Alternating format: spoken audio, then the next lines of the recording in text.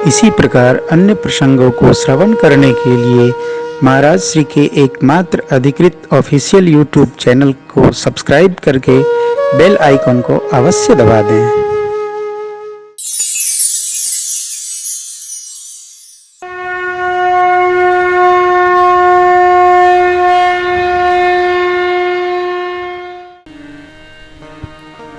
हमारे लाला सुब्रत बाबू का संकल्प, आदरणीय बाबूजी का तप, पितरों का पुण्य, आप सबका मनसा वाचा कर्मणा सहयोग, यह अनुष्ठान निर्विघ्न पूर्ण हुआ। मैं तो देवराज इंद्र से डर रहा था, न जाने का उत्पाद कह दें, बरस ही लगे, बरसते रह जाएं। लेकिन देवराज ने भी बड़ी कृपा की और आज यह कथा पूर्ण हो रही है। इसलिए भगवान श्री रघुनाथ जी इष्टदेव से प्रार्थना है कि इस वंश में सर्वकाल सदैव पीढ़ी दर पीढ़ी इसी प्रकार भागवत लोग जन्म लेते रहें कि सत्संग चलता ही रहे, पुण्य चलते ही रहे। वंशे सदैव भवताम हरि भक्ति रस्तु। भगवान की कृपा है, सब कुछ होता है साहब। सत्कर्म करने में मन नहीं लगता। हम लोग गांव के लोग हैं, गांव के लोग पैसा होता है तो पहला काम करते हैं, खेत खरीदते। 10, 20, 50 बीघा खेत खरीद लेंगे और सबको यही बताते रहेंगे, 4 बीघा यहाँ लिया हूँ, 5 बीघा यहाँ लिया हूँ, 6 बीघा वहाँ लिया हूँ। पहला प्रोजेक्ट खेत खरीदना, दूसरा मकान बना लेना। भगवान का तो स्मरण ही नहीं आता है, खेत कितने बीघे है और मकान कैसा बनना है, इसी में आदमी पूरी जिंदगी लगा लेता है। ये भी नहीं स्मरण आता है कि आए हैं, ये ठठरी ठाकुर की कृपा से मिली है, कुछ सत्कर्म भी होता चले। जिसको यह स्मरण है उसका मानव जीवन अविस्मरणीय है। भगवान ने भेजा। देखिए बहुत कुछ अत्यधिक करने की आवश्यकता, अनिवार्यता नहीं है। परिवार, संसार, व्यवहार, और एक बात और कहूं आपको, ये साक्षी हैं, किसी के लिए सामान एकत्रीकरण की आवश्यकता नहीं कि हम इकट्ठा कर दें और हमारी पीढ़ी दर पीढ़ी मौज करेगी। नहीं नहीं नहीं नहीं, ऐसा कुछ न करना है। घर बने, बाल बच्चों का ब्याह हो जाए, वो अपनी दुनिया में, अपने भजन में, बस। हमारे कानपुर में अभी मेरी कथा है, अगले सत्र में एक तिवारी परिवार है। दो तिवारी जी, उनके पास लगभग 10,000 बीघे खेत था जब जमींदारी प्रथा थी। चाचा, काका, दादा सब लोग थे, चले गए। इंदिरा जी ने इसको जब सब प्रजा को समभाव में लेने का प्रयास किया तो जमींदारी प्रथा टूट गई। हमारे एक सखा हैं, वो उनके मित्र हैं। कानपुर में हमको आश्रम के लिए जमीन तलाश करना था तो हमको ले गए, वो हम गए। तो हमारे कक्षा मित्र बोले कि महाराज श्री, इस आदमी के पास अभी भी 1000 बीघे जमीन है, कहीं बुआ के नाम, कहीं भतीजी के नाम, कहीं मामा के नाम, ऐसे ही फैला रखा है। क्योंकि कुछ लिमिट है कि इससे अधिक एक व्यक्ति के साथ जमीन नहीं हो सकती। क्या बोलते हैं उसको भगवान जाने, सीलिंग एक्ट जो है, तो ये दे सकते हैं 100 बीघा। तो हमने कहा देखिए, हम दान खाता लेते नहीं, हम तो सीताराम देंगे और रजिस्ट्री कराएंगे। बोले वैसे नहीं देंगे। कैसे देंगे? उनको समझाना पड़ेगा। तो हमने कहा क्या हम कथा समझाएंगे कि उनको क्या समझाएंगे? तो उन्होंने कहा कि महाराज श्री जगह चाहते, तुम्हारे पास इतनी जगह है और जन्म जन्मांतर तुम्हारा नाम चलेगा, जमीन दे दो। बोले अपने महाराज से मेरा एक प्रश्न करिएगा। प्रश्न आप सुनेंगे हंसी आएगी।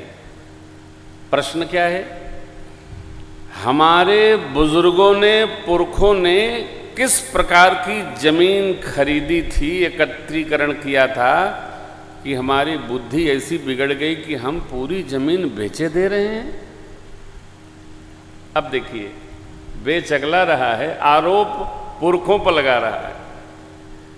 हमारे बुजुर्गों ने ये कैसी जमीन इकट्ठा की कि हमारी बुद्धि इस प्रकार विकृत हो गई। और करते क्या है बेच के? सीता ही राम। ये तो वैसी चिकित्सा है साहब कि एक बार जिसको पकड़ लिया इसने, पीढ़ियों की सामग्री चली जाएगी, कोई रोकने वाला नहीं है। तो मैंने उनसे कहा, दोस्त से, कि भैया क्षमा करो, हमको नहीं लेना है सब। जिस व्यक्ति का चिंतन ऐसा है कि बुजुर्ग एकत्रीकरण किए थे तुम्हारे मंगल के लिए, ऐश्वर्य को बढ़ाओ, जमीन अपनी नहीं है, अपने पुरखों की संपदा है, जमीन को भगवान की थाती मानकर संरक्षित और सुरक्षित रखना चाहिए, उसको हटा करके अपना पोषण कदापि नहीं करना चाहिए। ये अपराध है। बढ़ा न सको तो निपटाए दे रहे हो। जब तक जीवन में न आ जाए कि नहीं हमारा जीवन ही खतरे में है, तब तक ये गलती कदापि नहीं करनी चाहिए। कुछ कर्मठता बनाइए, कुछ करिए।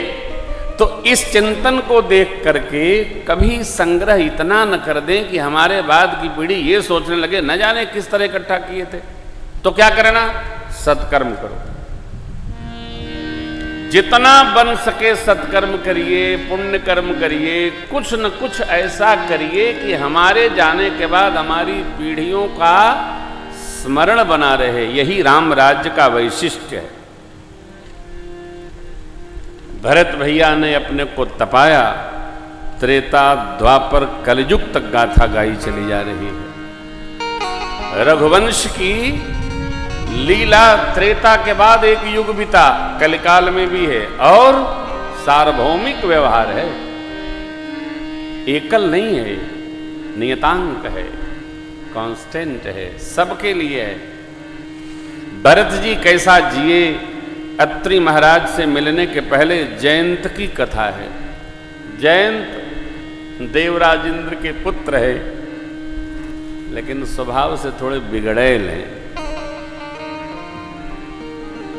यह कथा कहती है कि तुम्हारे पास सब कुछ है तो कुछ न करो, कम से कम अपने से बड़े में श्रद्धा तो रखो, प्रणाम तो करो, आशीर्वाद तो लो, आदर तो करो, सम्मान तो करो, उत्पात जयंत जैसा न करो। अच्छा, जो जैसा करता है फल भी वही खाता है। जयंत का अनुबंध हमने लिया था कथा प्रसंग में। जयंत ने ऐसा उत्पात किया, उसने भगवान का परीक्षण लेने का प्रयास किया। अब इनसे कौन बाहर लेके रहेगा? भगवान के संग रहना समझ में आता है, भगवान के सन्मुख शीलता पूर्वक जाना समझ में आता है, शत्रु बनकर नहीं। प्रेम हो तो अच्छी बात, बैर के साथ भगवान के सन्मुख नहीं जाना चाहिए। आप कहेंगे लेकिन वो तो अपने बैरी को भी मुक्त करते हैं। भगवान का स्वभाव है,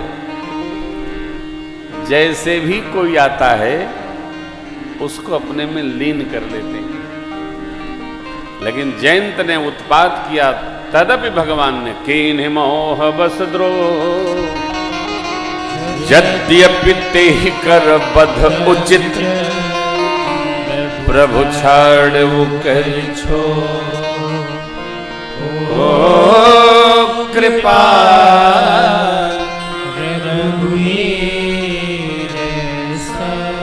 बाबा मां से कहते हैं कीन्हि मोह बस द्रोह।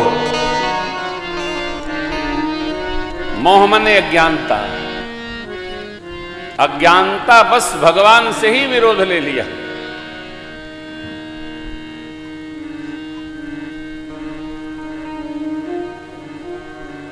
मनुष्य को ये विचार अवश्य करना चाहिए कि हम विरोध मिलें तो किससे लें,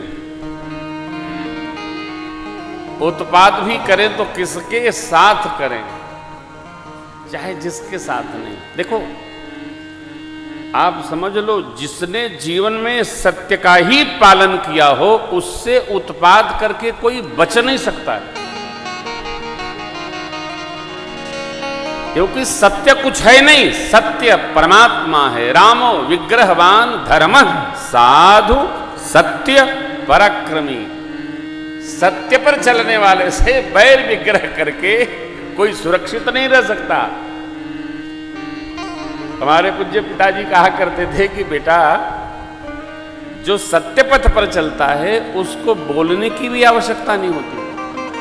दूसरा कोई बोलता रहेगा और वो चुप रहेगा तभी वो हार जाएगा।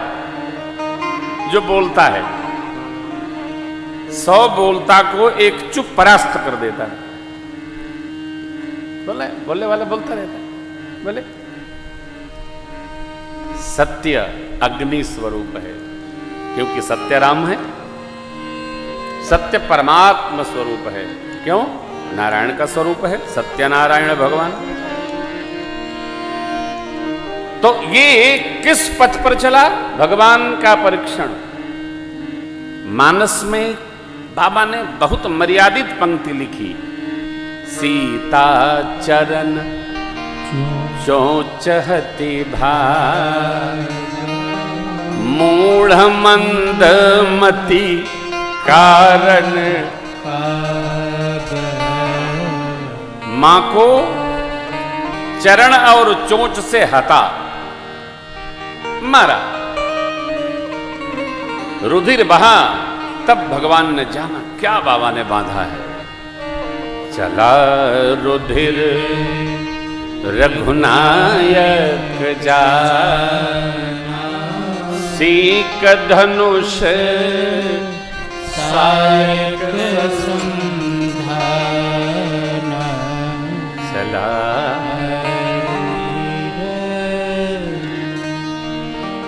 भगवान रामावतार में कहीं कहीं ऐश्वर्य का दर्शन कराते हैं। जानते हैं क्यों? कभी कभी हम लोगों को भी आश्चर्य होता है, प्रभु ऐसा क्यों करते हैं? रावण ने वर ही मांग रखा है ये ब्रह्मा जी से कि वानर मनुष्य दो के द्वारा, दो के अलावा हमको कोई मार नहीं सके, इनको तो मैं खा ही लूंगा। अपना ऐश्वर्य दर्शन कराना तो सरल है, ऐश्वर्य को छिपाना कठिन है। कई लोग अपने बारे में बता तो बहुत देते हैं, लेकिन उनसे कहो जरा अपने को छिपा के रखिए, बहुत कठिन है। छिपाना सरल नहीं है, ऐश्वर्य छिपा के रहना बहुत कठिन है, बहुत कठिन है। बात कह दी जाए तो सरल है, छिपा ली जाए कठिन है।